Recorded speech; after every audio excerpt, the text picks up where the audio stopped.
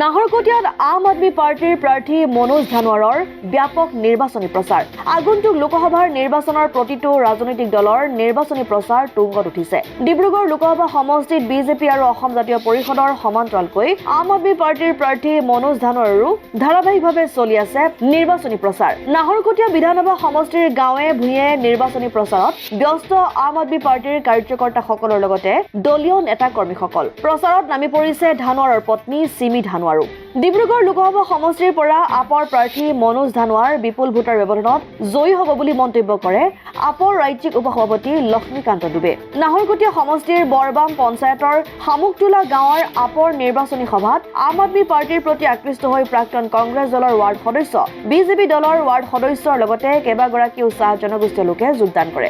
ইতিমধ্যে তিনিটা বস্তু মানুহে গম পাইছে অৰবিন্দ কেজৰিৱাল ঝাৰু আৰু মনোজ ধানোৱাৰ এই তিনিটা নাম মানুহৰ মুখে মুখে আমি এতিয়া শুনিবলৈ পাইছোঁ আৰু আজি য'ত আমি মিটিং কৰি আছোঁ ইয়াতো আপুনি দেখিছে যে প্ৰত্যেকজন মানুহে আগৰ পৰাই তেওঁলোকে আম আদমি পাৰ্টিৰ এটা ভাল এটা পজিটিভ চিন্তা লৈ তেওঁলোকে ইয়ালৈ আহিছে আৰু আমি ভাবি আছোঁ যে এইবাৰ আপোনাৰ মনোজ ধানোৱাৰ ডাঙৰীয়াই ডিব্ৰুগড় লোকসভাত বিপুল ভোটত জয়যুক্ত হ'ব কাৰণ তেওঁৰ যিখিনি কাম বা তেওঁৰ যিটো ব্যক্তিত্ব আৰু অৰবিন্দ কেজৰিৱালৰ যিটো নাম তেওঁৰ যিটো কামৰ ৰাজনীতি এই দুটা বস্তু একলগ হৈ অৰবিন্দ কেজৰিৱাল ডাঙৰীয়াও এজন IITian তেওঁ এজন মেকানিকেল ইঞ্জিনিয়াৰ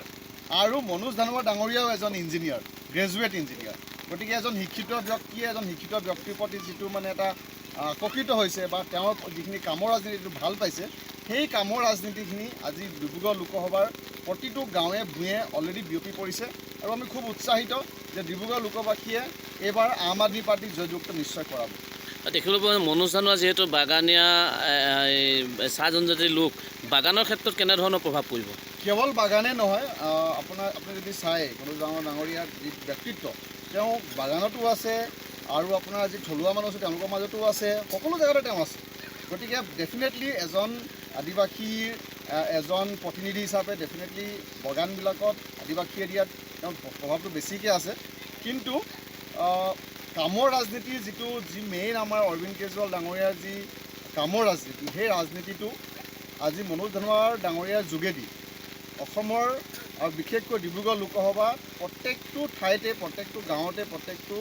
চহৰতে ৰাস্তাতে আমি দেখিবলৈ পাইছোঁ যে সকলো মানুহ আজি মুখত আম আদমি পাৰ্টি আৰু ঝাৰু আৰু অৰবিন্দ কেজৰিৱালৰ কথাটো ওলাই আহিছে কিমান আশাবাদী বহুত বেছি আশাবাদী আৰু ডেফিনেটলি ইয়াত ডাইৰেক্টলি টক্কৰটো হ'ব আপোনাৰ বিজেপি আৰু আম আদমি পাৰ্টিৰ মাজত নাহৰকটীয়াৰ পৰা ক্ষীৰোদ কোঁৱৰৰ ৰিপৰ্ট অসম আদিত্য